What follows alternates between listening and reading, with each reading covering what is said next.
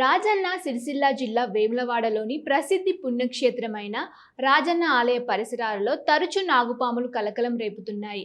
రాజన్న ఆలయంలో నూతనంగా నిర్వహిస్తున్న ఆలయం వద్ద 7 అడుగుల నాగుపాము ప్రత్యక్షమైంది. స్నేక్ స్నాచర్ జగదీష్ కు సమాచారం ఇవ్వడంతో అక్కడికి చేరుకొని నాగుపామును పట్టుకొని మైదాన ప్రాంతంలోకి వదిలి వెళ్లాడు. అయితే ధర్మశాల ప్రాంతంలో కూడా తరచూ నాగుపాములు కనిపిస్తున్నాయని సిబ్బంది ఆందోళన వ్యక్తం చేస్తున్నారు. ఇప్పటికే పలుమార్లు పాములు బయటపడడంతో ఆలయంలో పని చేయాలంటేనే ఉద్యోగులు భయపడుతున్నారు. మొబైల్ ఇచ్చి తీసుకో మహేష్ చెప్తున్నా కదా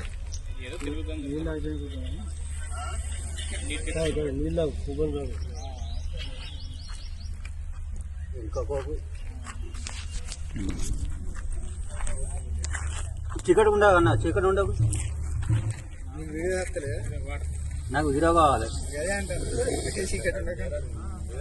దాని సౌండ్ చూడకు.